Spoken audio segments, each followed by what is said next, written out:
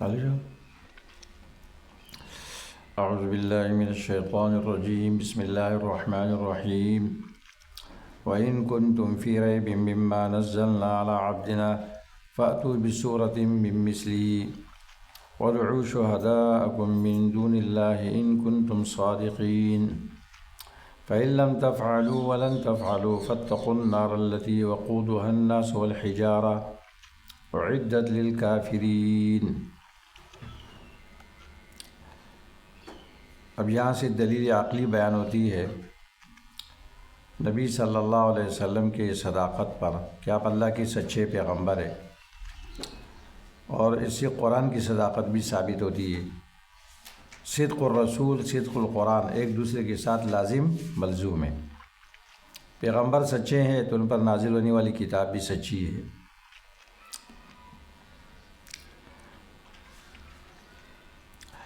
وَإِن كُنتُم خطاب ہے معاندین سے، مکذبین سے، جو قرآن کو اللہ کی کتاب نہیں مانتے ہیں، اس کی دعوت کو رد کرتے ہیں، تو اللہ ان کو خطاب کرتے ہیں وَإِن كُنتُم اگر ہو تم اے منکرین معاندین فی ریبٍ شک میں، یعنی آؤ ایک انصاف کی بات کرتے ہیں، فیصلہ کرتے ہیں۔ تم کہتے ہو یہ اللہ کی کتاب نہیں ہے نا، تو یہ جو پیغمبر ہے یہ بھی تمہاری طرح انسان ہے، تم سے نہ زیادہ فصیح ہے نہ تم سے زیادہ عالم ہے، تم اس کو بچپن سے جانتے ہو، تمہارے درمیان یہ بڑا ہوا ہے، نہ لکھتا ہے نہ پڑھ سکتا ہے نہ لکھ سکتا ہے، پھر تمہارے پاس ایک کتاب لے کر آیا، کہتا ہے کہ اللہ کی طرف سے، تم کہتے ہو اس نے خود بنایا۔ تو اگر معاملہ اسی طرح ہے، چلو ایک صورت لے کر آؤ نا۔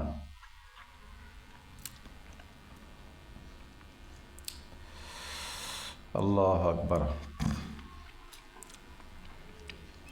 یہ تو بڑا آسان مسئلہ ہے۔ اپنے اہل فصاحت بلاغت کو بھی بلاؤ،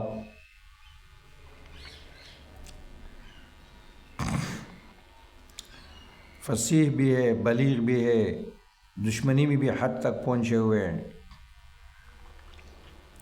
تو تم لے کر آؤ۔ اس کے باوجود اگر تم عاجز ہو تو یہ اس پیغمبر کی عظمت ہے، یہ اس کی صداقت ہے کہ یہ اللہ کی کتاب ہے، یہ اس کے برائے بھی نہیں ہے، اور یہ اللہ کا برحق پیغمبر ہے۔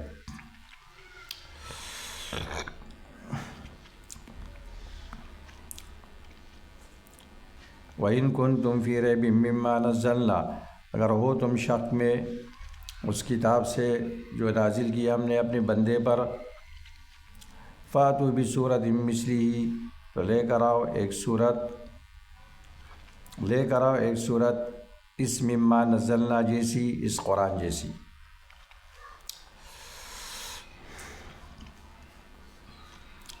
اللہ اکبر، تو یہ بہت بڑی دلیل ہے اللہ کے رسول کے صداقت پر۔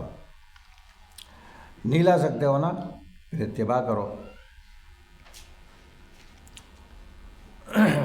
تو فاتوا بسورۃ مثلی لے کر ایک صورت اس قرآن جیسی، یا من مثلہ اس امی پیغمبر جیسے انسان سے، وادعوا شہداءکم من دون اللہ اور بلاؤ اپنے مددگاروں کو بھی اللہ کے علاوہ جو بڑے فصیح و بلیغ فصحاء بلغاء کو بلاؤ نا، ان کنتم صادقین اگر تم سچے ہو اپنے اس دعوے میں کہ یہ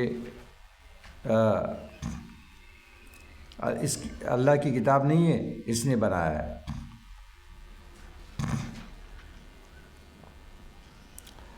فَإِن لَّمْ تَفْعَلُوا اگر تم نے یہ کام نہیں کیا، فَاتَّقُوا یہ جزا ہے، بیچ میں شرط و جزا کی بیچ میں ایک جملہ ہے وَلَن تَفْعَلُوا ہرگز نہیں کر سکو گے، ان کا عجز بیان کر رہا ہے۔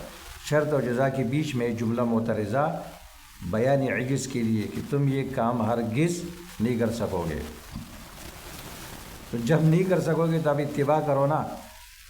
اس کو مانو. اور فاتقوا النار التي وقودها الناس والحجارہ، تو بچو اس آگ سے کہ ایندھن اس کا لوگ اور پتھر ہے. وقود ما یوقد بہ، جس سے آگ جلائی جاتی ہے. اللہ اکبر. اور وہ آگ پتھروں کو انسانوں کو دونوں کو جلاتی ہے. شدت تحریک کی طرف اشارہ ہے کہ بڑی دنیا کی آگ کی طرح نہیں ہے کہ صرف لوگوں کو جلاتے ہیں لکڑیاں. اعدت للکافرین، تیار کی گئی ہے کافروں کے لیے. مومن کے لیے تیار نہیں کی گئی. مومن اگر جائے گا پاکی کے لیے جائے گا. مومن کے لیے سروس اسٹیشن ہے وہ، کیونکہ جنت پاک جگہ ہے.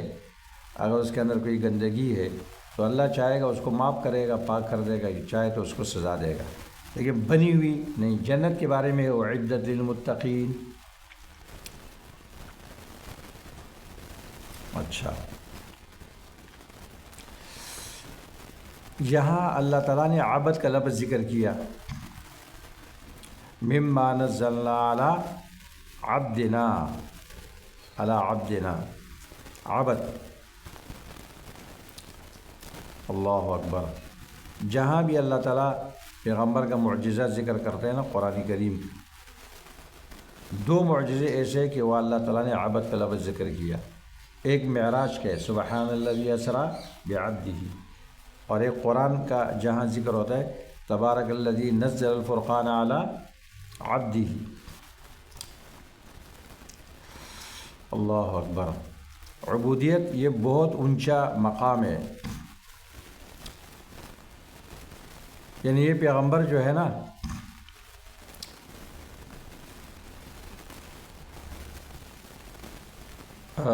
اس کا بڑا و عظیم وصف وہ کیا ہے؟ عبودیت کو قائم کرنا. یہ عبد ہے. اتنے بڑے معجزے کے باوجود بھی کہ مخلوق اس سے عاجز آ چکی ہے، یہ عبد رب نہیں ہے، تاکہ لوگ اس کو پیغمبر علیہ السلام کو رب نہ سمجھے.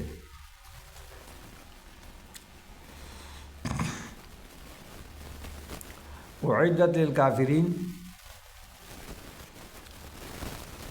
اس میں اہل سنت والجماعت کا مذہب اس سے ثابت ہوتا ہے کہ جنت بھی اب موجود ہے، تیار کی گئی ہے، اور جہنم بھی.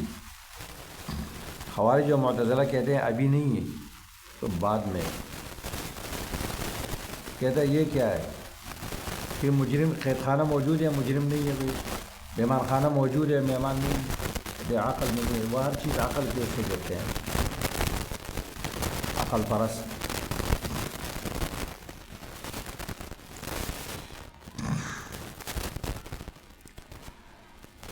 گناہگار مومن اگر جہنم میں جائیں گے تو ہمیشہ نہیں رہیں گے، اس لیے اعدت للکافرین.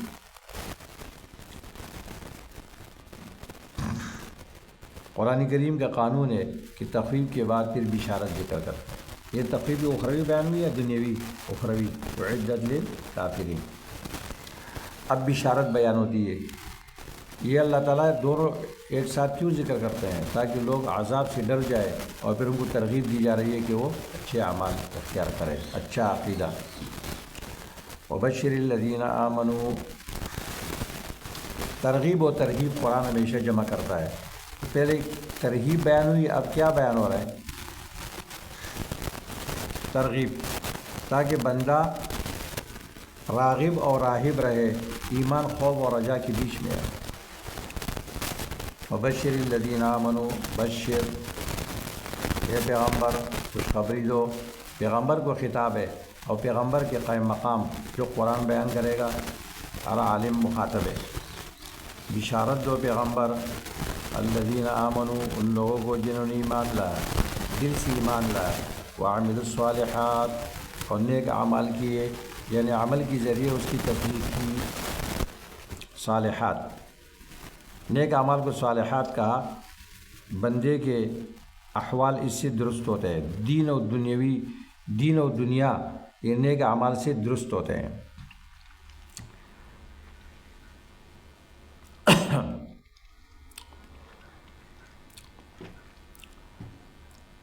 پیغمبر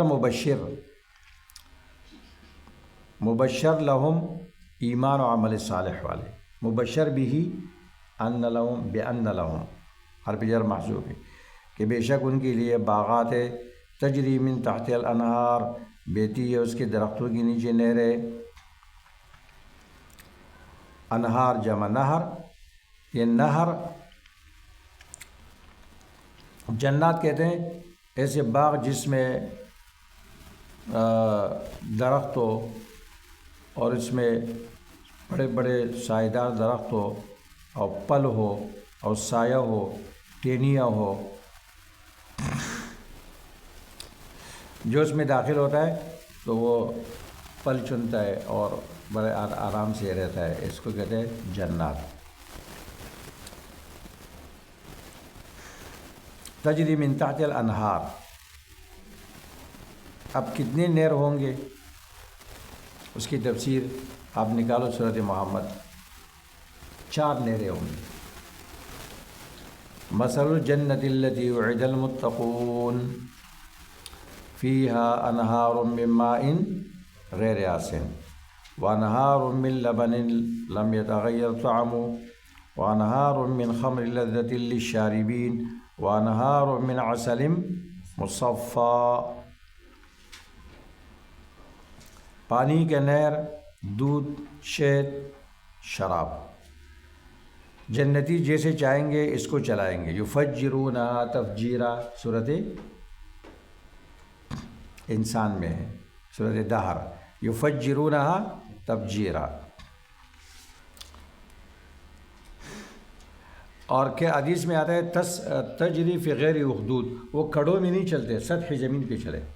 دنیا میں پانی کی نہر چلتی ہے نا تو وہ کیا کرتا ہے، زمین کو کھدائی کر کے وہ نشیب میں چلتا ہے نیچے، وہ گڑھے میں نہیں چلے گا، فی غیر اخدود، خندقوں میں نہیں چلیں گے، اوپر اوپر۔ تجری من تحت الانہار کلما رزقوا منہا من ثمرۃ قالوا هذا الذی رزقنا من قبل،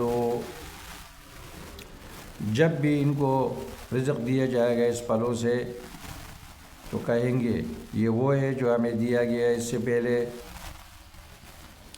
جنس یہ ہے یا وصف یہ ہے، کیونکہ وہ سب جو ہے نا حسن میں اور لذت میں مشابہ ہوں گے، اس میں کوئی پل خاص نہیں ہوگا اور کوئی پل لذت سے بھی خالی نہیں ہوگا، ہمیشہ وہ لذت اٹھائیں گے۔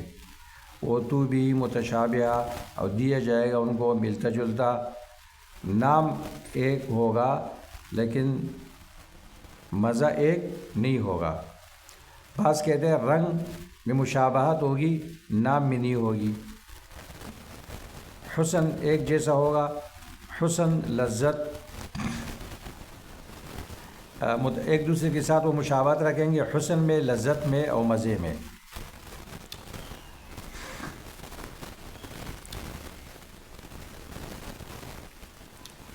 وَلَهُمْ فِيهَا أَزْوَاجٌ مُطَهَّرَةٌ وَهُمْ فِيهَا خَالِدُونَ۔ مقام کا ذکر کیا، کھانے کا ذکر کیا، اب اس کے بعد اللہ تعالیٰ ان کے ازواج کا ذکر کرتا ہے کامل اوصاف کے ساتھ۔ ان کے لیے ہوں گے اس میں ازواج، بیویاں، مطہرہ، پاکیزہ۔ کس چیز سے یہ اللہ نے ذکر نہیں کیا، عموم کے لیے یہ نہیں فرمایا مطہرہ من العیب الفلانی، تاکہ تمام گندگیوں سے پاکی کو شامل ہو جائے، یعنی اخلاق بھی پاکیزہ، بناوٹ بھی پاکیزہ، زبان بھی پاکیزہ، آنکھیں بھی پاکیزہ، اخلاق بھی پاکیزہ۔ اور صورت واقعہ میں کیا ہے، عرباً اترابا، شوہروں کے ساتھ محبت کرنے والی بھی ہوں۔ سورۃ الرحمن بھی ان کا ذکر ہے، مقصورات فی الخیام، ان کی نظریں اپنے شوہروں پر بند ہوں گی بس۔ بے حیائی جنت میں بھی نہیں ہوگی، جنت میں بے حیائی بھی نہیں ہوگی اور ننگاپن بھی نہیں ہوگا۔ وَأَنَّكَ لَا تَزْمَعُ وَلَا تَعْرَىٰ، أَنَّكَ لَا تَزْمَعُ فِيهَا وَلَا تَضْحَىٰ، ہاں انک اللہ تجوع فیہا ولا تعرا، ننگا پن بھی نہیں ہوگا اس میں، قبیح کلام بھی نہیں۔ اللہ اکبر۔ ازواج مطہرہ، علماء لکھتے ہیں کہ اس آیت میں تدبر سے یہ بات معلوم ہوتی ہے کہ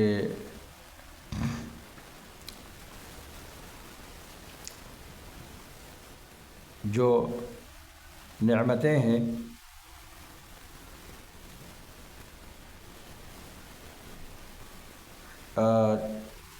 نعمت کا کمال جن چیزوں سے آتا ہے وہ کتنی چیزیں ہیں؟ نمبر 1 رہائش، سکن، رہائش کی جگہ، نمبر 2 رزق، نمبر 3 زوجہ، نمبر 4 موت سے امن۔ انسان کی آرزوئیں کیا ہے؟ تو اس کا گھر اچھا ہو، رزق اچھا ہو، بیوی اچھی ہو، اور وہ مرنے سے کیا ہو جائے؟ بچ جائے۔ کہتے یہ انسان کی تمنائیں ہوتی ہے، تو اس کا کمال اور دوام وہ صرف جنت میں ہو سکتا ہے۔ دنیا میں یا کمال نہیں ہے یا دوام نہیں ہے۔ اگر کمال ہے تو کمال بھی نہیں ہے نا، ایسا گھر کہاں ہو سکتا ہے جنت جیسی، اور رزق اور بیوی اور موت سے امن کس کو ہے؟ انسان کی یہ 4 آرزوئیں ہوتی ہے۔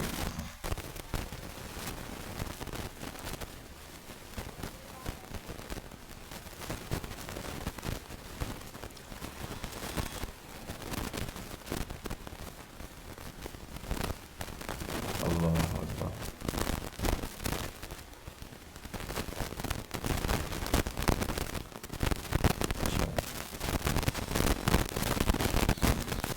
ان اللہ لا يستحيي ان يضرب مثلا ما بعوضة فما فوقها فاما الذين آمنوا فيعلمون انه الحق من ربهم واما الذين كفروا فيقولون ماذا اراد الله بهذا مثلا يضل به كثيرا ويهدي به كثيرا ما يضل به الا الفاسقين۔ اعتراض کا جواب۔ منکرین قرآن نے کہا کہ یہ کیسے اللہ کی کتاب ہے؟ اگر یہ اللہ کی کتاب ہوتی تو حقیر خسیس چیزوں کا ذکر اس میں نہ ہوتا۔ اللہ تعالیٰ جواب دے رہا ہے کہ مثال ممثلہ کے مطابق ہوتی ہے، تو خسیس چیز کی مثال حقیر کے ساتھ، خسیس کے ساتھ دی جاتی ہے، اور اعلیٰ کی اعلیٰ کے ساتھ۔ یہ تو عین فصاحت ہے، یہ تو اعتراض کی بات نہیں ہے، اور خود عربوں کی کلام میں بھی ایسی بہت ساری مثالیں موجود ہیں، لمبی فہرست ہے اس کی۔ بے شک اللہ تعالیٰ حیا نہیں کرتے اس بات سے کہ بیان کریں مثال، کوئی بھی مثال ہو۔ دیکھو حیا نہ کرنا، کیونکہ حیا کرنا ترک بیان کو مستلزم ہے۔ یہ صورت احزاب میں ہے کہ پیغمبر تم سے حیا کرتا ہے، فیستحیی منکم واللہ لا یستحیی من الحق۔ اللہ تعالیٰ حق بیان کرنے سے حیا نہیں کرتے ہیں، کیونکہ حیا مستلزم ہے ترک حق کو، اور ترک حق تو صحیح نہیں ہے۔ بعض لوگ کہتے ہیں کہ حیا کا معنی نہیں کرو، بولو اللہ نہیں چھوڑتے ہیں۔ کیوں؟ کیونکہ حیا تو ایک انفعالیت کا نام ہے، اور اللہ اس سے پاک ہے، تو لہٰذا اللہ پر اس کے اطلاق نہیں ہوتے، غائب کے اعتبار سے ہوگا۔ یہ بات غلط ہے۔ انسان کے حیا میں انفعالیت ہے اور پریشانی ہوتی ہے، لیکن اللہ تبارک و تعالیٰ کی حیا اس سے پاک ہے۔ یہ حیا کس کو کہتے ہیں؟ کہتے ہیں حیا کی تعریف نہیں ہو سکتی، حیا حیا ہے بس۔ جیسے محبت کی تعریف نہیں ہو سکتی، یہ معروف چیزیں ہیں۔ حیا حیا ہے، اور محبت محبت ہے، بغض بغض ہے، ٹھیک ہے نا؟ اس کی تعریف ہو سکتی ہے؟ کوئی تعریف نہیں ہو سکتی۔ بیدائے والا کہتا ہے کہ حیا انقباض النفس عند ارتکاب المکروہ، جب انسان نامناسب کام کا ارتکاب کرتا ہے تو اس کے دل میں انقباض پیدا ہوتا ہے، پریشانی، یہ ویسی خواہ مخواہ کا تکلف ہے۔ اب حیا ایک فطری چیز ہے، اس کی تعریف نہیں ہو سکتی۔ تو مخلوق کا حیا اور ہے اور اللہ کا اور ہے۔ اللہ پر حدیث میں بھی اطلاق ہوا ہے، ان اللہ حی کریم، بے شک اللہ حیا والے ہے، معزز ہے۔ اللہ حیا کرتے اس کہ ایک انسان اس کی طرف دعا کے لیے ہاتھ اٹھائے، اللہ اس کو خالی چھوڑے، ایسا نہیں ہو سکتا ہے۔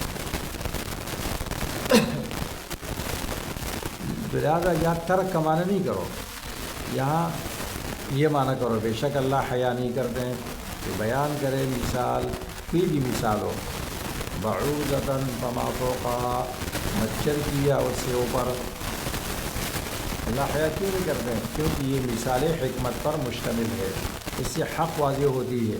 اللہ حق سے حیا نہیں کرتے ہیں، یہ جواب ہے۔ اس میں جو تعلیم ہے، اعتراض نہیں ہے، تعلیم ہے، تو قبول کرو۔ فَأَمَّا الَّذِينَ آمَنُوا وَيَعْلَمُونَ أَنَّهُ الْحَقُّ مِنْ رَبِّهِمْ، تو وہ لوگ جنہوں نے ایمان لایا، وَيَعْلَمُونَ أَنَّهُ الْحَقُّ مِنْ رَبِّهِمْ، وہ جانتے ہیں، عقیدہ رکھتے ہیں کہ بے شک یہ مثال ان کے رب کی طرف سے ہے، وہ مسلح کے مطابق ہے، لہٰذا وہ سمجھتے بھی ہے، اس میں غور و فکر بھی کرتے ہیں، ان کا علم بڑھتا ہے، ان کا ایمان بڑھتا ہے۔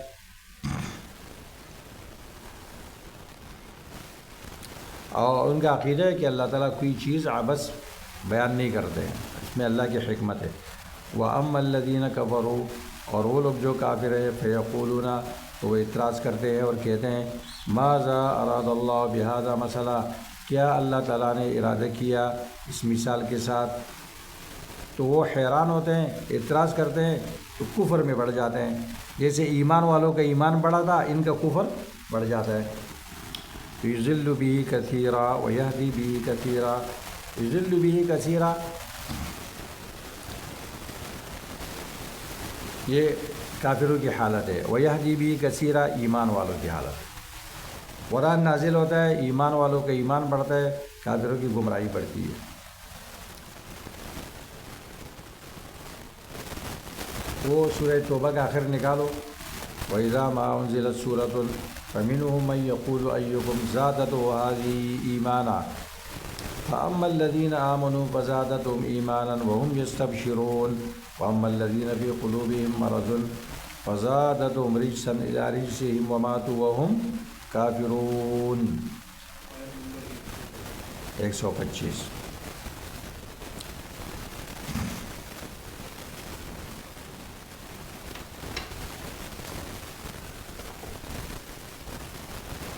اچھا، اب اللہ تعالیٰ گمراہوں کی گمراہی کی حکمت ذکر کرتے ہیں۔ یہ جو اللہ گمراہ کرتا ہے نا، یہ اللہ کا عدل ہے۔ کیوں؟ وما یضل بہ الا الفاسقین، اللہ گمراہ نہیں کرتے ہیں اس کے ذریعے مگر فاسقین کو، اللہ کی اطاعت سے نکلنے والوں۔ فسق ان کا وصف ہے، یہ اور چیز نہیں چاہتے ہیں، اس لیے اللہ کی حکمت کا تقاضا یہ ہے کہ اب ان کو گمراہ کیا جائے، کیونکہ ہدایت کی صلاحیت نہیں ہے ان کے اندر۔ جیسے ایمان والوں کی صفت ایمان، وہ اس بات کا تقاضا کر رہی تھی کہ وہ اللہ تعالیٰ ان کو ہدایت دے۔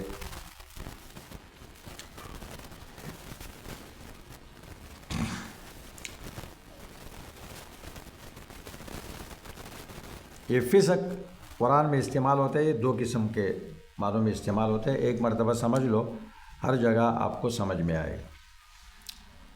لغوی معنی تو اس کے یہی ہے خروج، تو فسق کا معنی خروج عن الطاعت، تو اس کے ایک قسم ہے خروج من الدین، یہ فسق ایمان سے نکلنے کا تقاضا کرتا ہے، جیسے اس آیت میں ہے وما یضل بہ الا الفاسقین، یہ یہاں فاسق سے مراد فسق کا کامل درجہ ہے، کافر مراد ہے اس سے۔ اور ایک وہ فسق ہوتا ہے کہ جو ایمان سے نکالنے والا نہیں ہوتا ہے. ایمان ہوتا ہے صرف ایمان کا منافی عمل آ جاتا ہے. جیسے یا ایھا الذین آمنوا ان جاءکم فاسق بنبأ فتبینوا، تو یہاں فاسق سے غیر متبع انسان مراد ہے. جو قرآن ہمیشہ کامل درجہ بیان کرتا ہے، ایمان کا بھی کامل درجہ، کفر کا بھی کامل درجہ، فسق کا بھی کامل درجہ. ہاں بعض جگہ وہ فاسق ہوتا ہے جو گناہ کے معنی میں ہوتا ہے.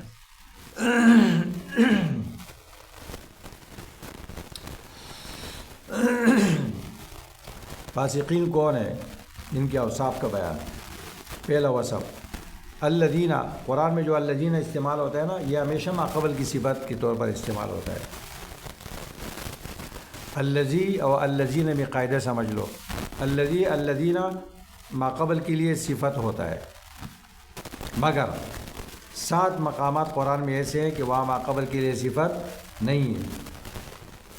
اس لیے وہاں فصل بہتر ہے، وہاں وقف لازم ہے، وہاں لکھا ہوتا ہے وقف لازم ہے. اور جہاں ما قبل کے لیے صفت ہے وہاں وصل بہتر ہے، آپ وقف نہ کریں تو بہتر ہے.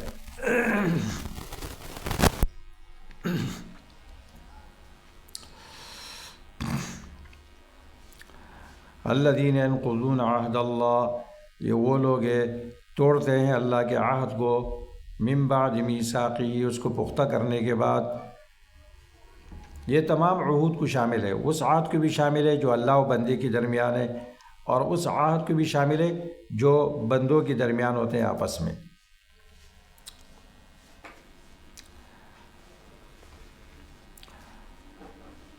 وَيَقْطَعُونَ مَا أَمَرَ اللَّهُ بِهِ أَن يُوصَلَ، اور توڑتے ہیں وہ تعلقات کہ اللہ نے حکم دیا اس کو جوڑنے کا. اس میں بہت ساری چیزیں داخل ہے، بہت ساری چیزیں. اللہ تعالیٰ نے ہمیں حکم دیا کہ ہم اللہ اور اپنے تعلق کو جوڑے ایمان کے ذریعے، اللہ کی عبودیت کو قائم کرنے کے ذریعے. بندے اور اللہ کے بھی تعلق ہے نا، اس کو جوڑنا پڑتا ہے. تو وہ تعلق کیسے جوڑتا ہے اللہ بندے کا؟ ایمان اور عبادت. رسول کے ساتھ تعلق ہے کہ رسول پر آپ ایمان لائیں گے، محبت کرو گے، اس کے تمام حقوق کو ادا کرو گے، اور نبی کی جو تعظیم ہے اور جو اس کا تقاضا ہے اس کی تعلیمات پر عمل کرو گے، پیغمبر کے تعلق کو. تو جو شرک کرتا ہے اللہ کے تعلق کو توڑتا ہے، جو بدعت کرتا ہے پیغمبر کے تعلق کو توڑتا ہے. اچھا، ایک بندوں کے تعلقات ہوتے ہیں، والدین کے ساتھ تعلق، رشتہ داروں کے ساتھ، دوستوں کے ساتھ، اور تمام مسلمانوں کے ساتھ.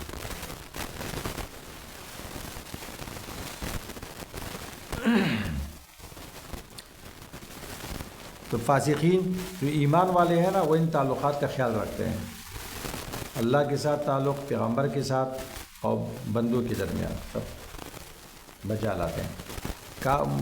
فاسقین توڑتے ہیں تو ایمان والے اس کو نہیں توڑتے ہیں، بالکل اس کی ضد. اللہ اکبر. ہاں ہاں. وَيُفْسِدُونَ فِي الْأَرْضِ، فساد کرتے ہیں زمین میں. یہ تیسری صفت ہے ان کی. اولئک هم الفاسقون، فساد کرتے ہیں کفر اور شرک اور گناہوں کے ساتھ. یہی لوگ جن کی یہ اوصاف ہے، هم الخاسرون، تاوان اٹھانے والے دنیا میں بھی اور آخرت میں بھی.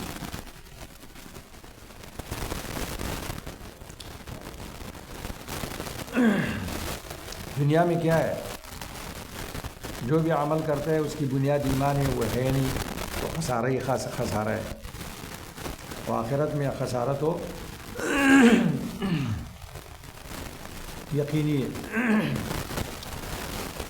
والعصر ان الانسان لفی خسر، یہ تمام مخلوقات کو شامل ہے. کون بچے ہوئے ہیں؟ ایمان و عمل صالح والے. تواصی بالحق، تواصی بالصبر. اس خسارے کے ساتھ وہ خسارہ بھی لگا دو. اولئک هم الخاسرون، یہی لوگ خسارہ اٹھانے والے ہیں. تو خسارہ اٹھانے والے کون ہیں؟ ان الانسان لفی خسر. بچے ہوئے کون ہیں؟ 4 اوصاف والے. ہاں بالکل بالکل، اسی طرح تو قرآن سمجھا جاتا ہے. ہاں بس جی بالکل، یہی تو طریقہ ہوتا ہے قرآن حدیث کو سمجھنے کے، یہ طریقہ ہوتا ہے. اس سے طبیعت خوش ہو جاتی ہے اور قرآن سمجھ میں آتا ہے.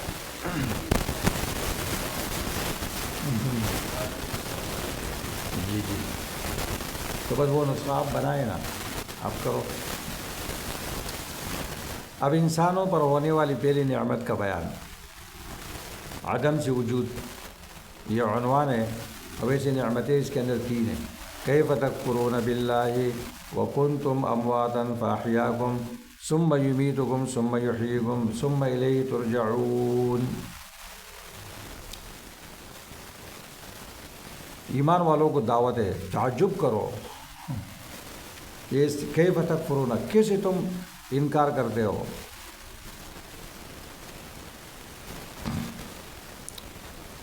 استفہام بمعنی تعجب ہے، توبیخ و انکار، کیسے کرتے ہو.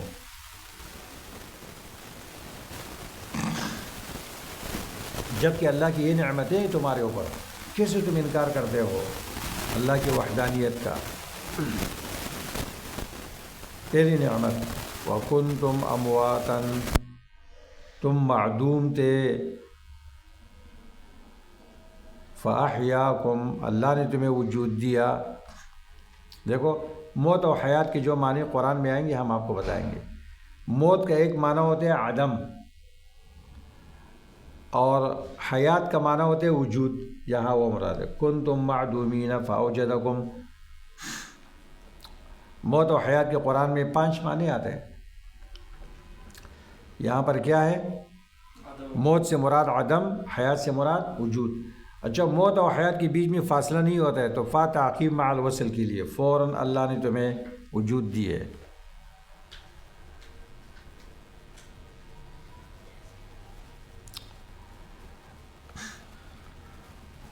ثم یمیتکم، ثم تراخی کے لیے آتا ہے نا. پھر تمہاری جتنی زندگی تھی 50 سال، 60 سال، 70 سال، پھر اللہ تم پر موت طاری کریں گے، روح نکال لیں گے.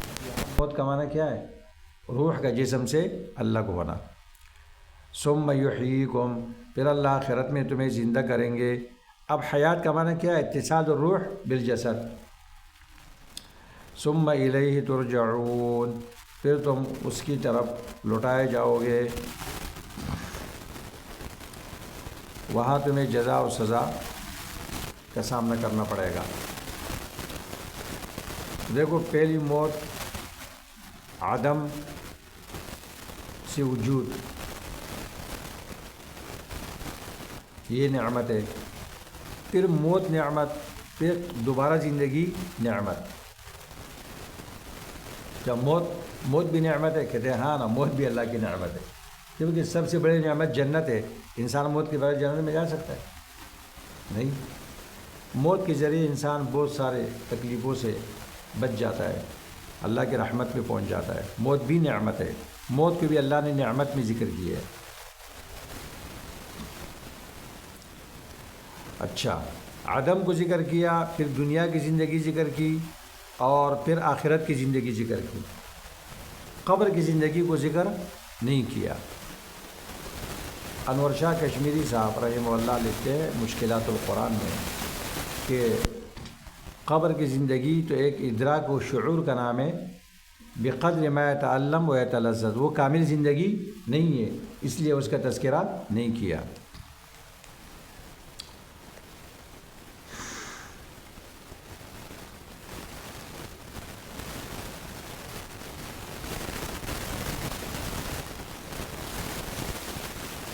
والذی خلق لکم ما فی الارض جميعا،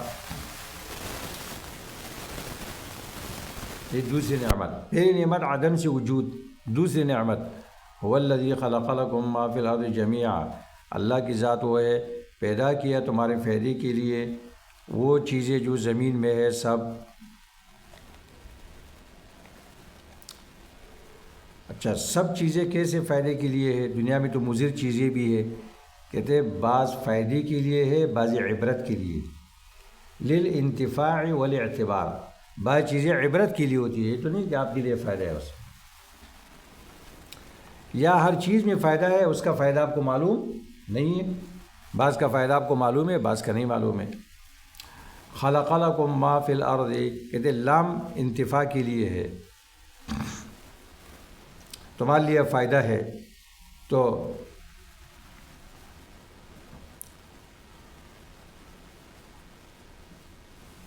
کہتے دنیا میں ایسی چیز نہیں ہے کہ اس میں ضرر محض ہے یا فائدہ محض ہے۔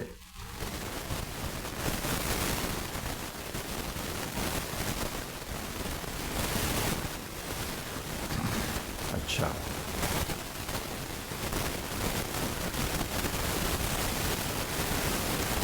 کہتے اصل چیزوں میں اباحت ہے، خلق لکم ما فی الارض، اس سے معلوم ہوتا ہے کہ اصل چیزوں میں اباحت اور طہارت ہے، چیزیں جائز ہے اور پاک ہے، جب تک کوئی دلیل ایسی نہ ہو کہ جس سے اس کی عدم طہارت اور یا خباثت یا ضرر ہونا غیر جائز ہونا معلوم ہوتا ہے، کیونکہ آیت میں اللہ تعالیٰ احسان چڑھا رہا ہے، تو اس سے خبائث نکل گئے۔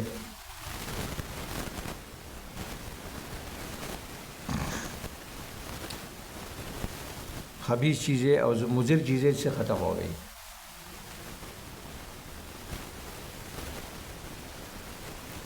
اس سے ایک یہ بات بھی ثابت ہوتی ہے کہ مٹی کا نا حلال نہیں ہے، خلق لکم ما فی الارض، ما فی الارض حلال ہے، ارض حلال نہیں ہے، مٹی کا نا جائز نہیں ہے۔ علامہ سیوطی کی کتاب ہے الاکلیل، اس میں اس طرح کی باتیں وہ لکھتا ہے، الاکلیل فی استنباط التنزیل، چھوٹی سی کتاب ہے، پورا قرآن ہے اس میں،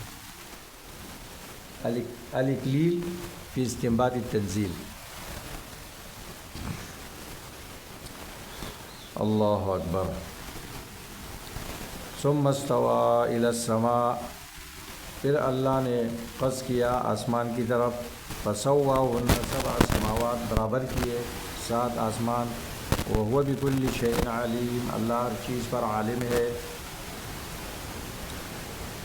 استواء قرآن میں 3 معنوں پر آتا ہے،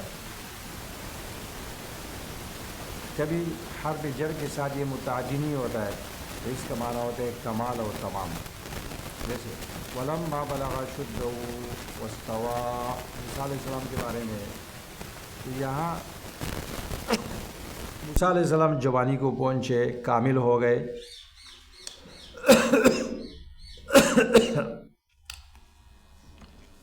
کبھی یہ علا کے معنی میں آتا ہے، علا وارتفع، جب یہ علا اس کی سلے میں ہو، ثم استوى علی العرش، مانا پھر بلند ہو گئے اللہ عرش پر، اونچے ہو گئے۔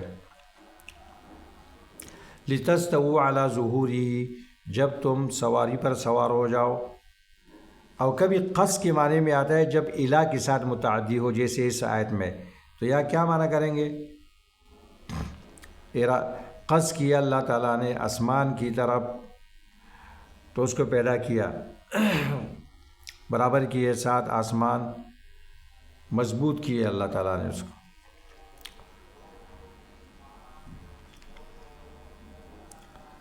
ثم استوى الى السماء فسواهن 7 سماوات، اس سے معلوم ہوتا ہے کہ اللہ تعالیٰ نے زمین پہلے پیدا کی اور آسمان بعد میں پیدا کیے، ثم استوى، جبکہ سورۃ النازعات میں کیا ہے؟ والارض بعد ذلك دحاها، اس میں کوئی منافات نہیں ہے، زمین کی تخلیق پہلے ہے، پھر اللہ نے آسمان پیدا کی، اور زمین کو پھیلانا بعد میں ہے، دحاها۔ والارض بعد ذلك خلقها نہیں فرمایا، دحاها، خلق پہلے ہو چکا ہے۔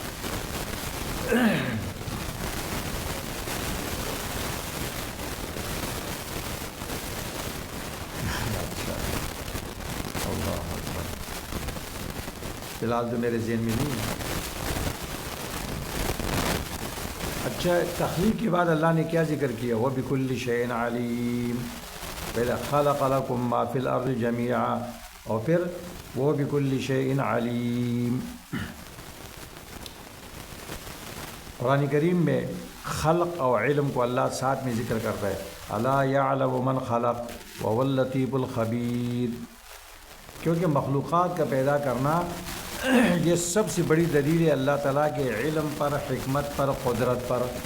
کہتے الا یعلم من خلق، جس کو اللہ نے پیدا کیا اللہ اس کو نہیں جانتا ہے کیا؟ تو خالق اللہ ہے، ہر چیز پر عالم اللہ ہے. اب دیکھو پیچھے سے مضمون لگاؤ، پیچھے ذکر ہوا ان اللہ علی کل شیء قدیر، اور یہاں ذکر ہوا وہ بکل شیء علیم.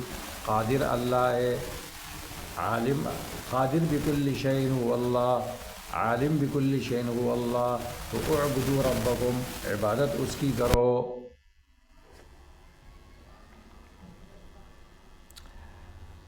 تین قسم کے لوگوں کے لوگ عبادت کرتے ہیں نا، انسانوں کی، جنات کی، فرشتے کی. اور دیکھو انسانوں کی عبادت نہیں کرو.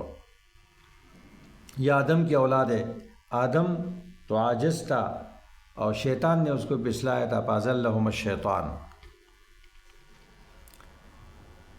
فرشتوں کی نہیں کرو. دیکھو فرشتے تو بے علم ہے، آگے وہ کہتے ہیں لا علم لنا الا ما علمتنا.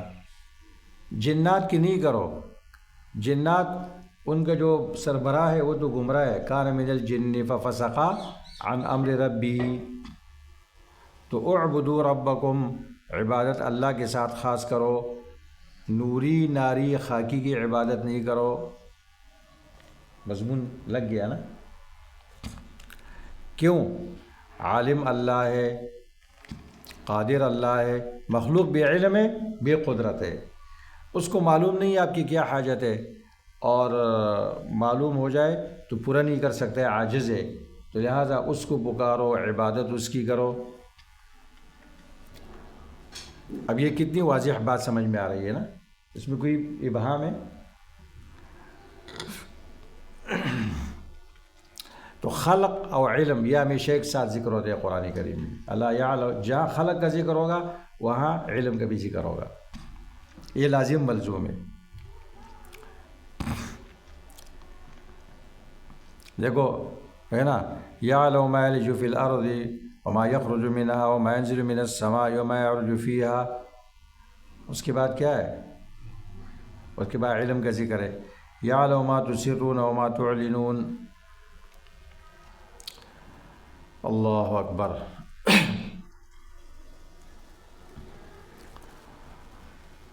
وَإِذْ قَالَ رَبُّكَ لِلْمَلَائِكَةِ إِنِّي جَاعِلٌ فِي الْأَرْضِ خَلِيفَةً.